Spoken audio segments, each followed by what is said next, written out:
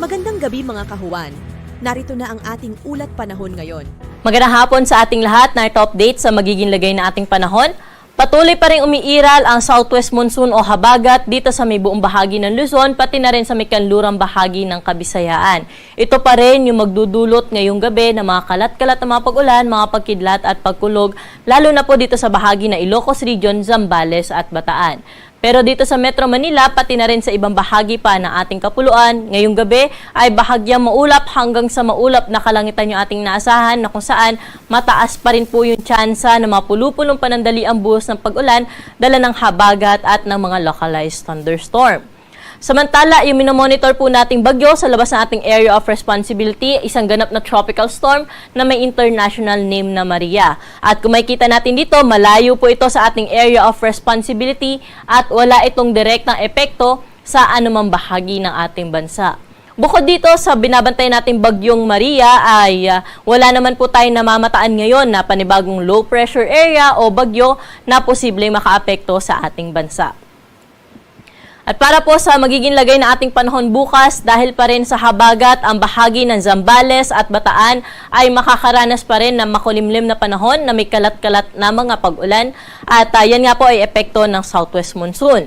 Pero dito sa atin sa Metro Manila, pati na rin sa nalalabing bahagi pa ng Luzon, ay generally fair weather condition po yung ating naasahan bukas, na kung saan sa umaga hanggang tanghali po ay mababa ang tsansa ng mga pag-ulan natin, pero hapon hanggang sa gabi, asahan na po natin na makakaranas tayo ng mga isolated cases o yung mga panandaliang buhos ng pag-ulan, epekto nga ng habagat at ng mga localized thunderstorm.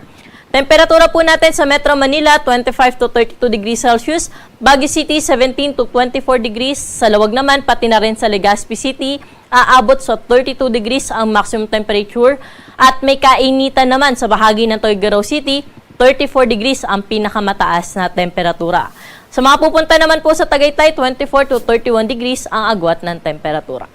Sa bahagi naman Puerto Princesa at Kalayaan Islands, nasa around 25 to 32 degrees Celsius yung temperatura po natin dyan. At dumako naman po tayo dito sa mga kababayan natin sa Visayas, pati na rin sa Mindanao, na kung saan wala tayong significant na weather system na posible po magdulot dyan ng malawak ang mga pag-ulan bukas. Kaya asahan natin ang bahagyang maulap hanggang sa maulap na kalangitan, na kung saan sa hapon hanggang sa gabi ay posible po maging cloudy yung ating kalangitan at may mga pag-ulan po tayo yung maranasan sa bahagi ng Visayas at Mindanao. Pwede nga ho natin i-monitor yung ating mga thunderstorm advisories sa ating social media accounts. At kung sakaling lalabas naman ho tayo na ating mga tahanan, huwag pa rin pong kalimutan magdala ng payong dahil mataas ang tsansa ng mga pag-ulan dyan sa hapon hanggang sa gabi. Temperatura po natin bukas sa Metro Cebu ay 26 to 32 degrees Celsius, 25 to 32 degrees naman sa bahagi ng Iloilo at sa Tacloban City. Sa may Cagayan de Oro, 24 to 32 degrees agwat ng temperatura. Samantalang may kainitan naman sa Metro Davao na 33 degrees Celsius. Samantalang 34 degrees naman ang pinakamataas na temperatura sa bahagi ng Zamboanga City. Sa mga kababayan naman po natin na maglalayag, magandang balita dahil wala pa rin ho tayong nakataas na gale warning sa anumang baybayin na ating karagatan at generally magiging banayad hanggang sa katamtaman lamang ang mga pag-alon sa ating karagatan. At ang araw natin dito sa Kamaynilaan ay lulubog sa na 6:22 ng gabi at muli po itong sisikat bukas ng 5:41 ng umaga.